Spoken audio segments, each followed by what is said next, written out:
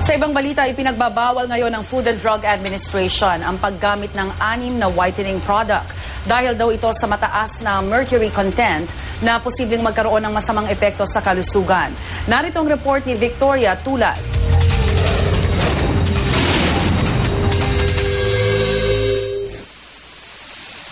Mataas ang level ng kemikal na mercury. Ito raw ang dahilan ng Food and Drug Administration o FDA kung bakit nito ipinagbawal ang paggamit sa 6 na produktong pampaputi na nagkalat ngayon sa merkado. Kabilang sa mga pampaputing ito ang Fruit and Lovely Quick Acting Whitener and Speckle Remover Package, 6 Days Specific Eliminating Freckle Whitening Sunblock Cream, Spring Return Ginseng and Pearl Natural Pure Plants Whitening Cream, TVC Spot Remover Cream, Natural Orange Whitening and Anti-Aging Package, at Yoko Whitening Cream with SPF 15. Hindi dito sa ating bansa ginagawa ang naturang mga produkto pero ayon sa impormasyong nakuha ng FDA, posibleng ibinebenta na raw ito sa merkado. Ayon sa grupong Eco-Waste Coalition, nakababahala ang epektong idinudulot ng mercury sa katawan.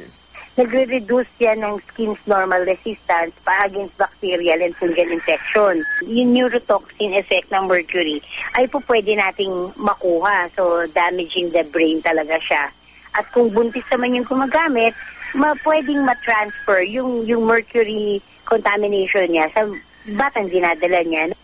Bukod sa mercury, karaniwang ginagamitan din daw ng lead at cadmium ang ilang cosmetics product na nagdudulot ng masamang epekto. Yung lead, neurotoxin din siya, pwede niyang madamage yung ibang organs ng katawan ng tao. Ang cadmium naman ay nakilala siya as isang harmful substance na carcinogenic, ito maging cause ng cancer. Ang magkapatid na sina Aiza at Irene, nais na higit pang pumuti kaya't matagal na silang gumagamit ng whitening products gaya ng lotion, sabon at sunblock. Yung parang looking fresh pa rin at saka parang bata pa rin kahit na may edad na rin.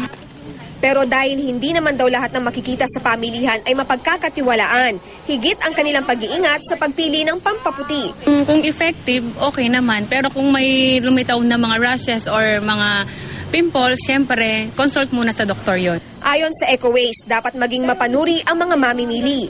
Suriin ang label ng cosmetics at siyempre, tiyaking FDA-approved ito. Para sa unang balita, Victoria Tulad, reporting.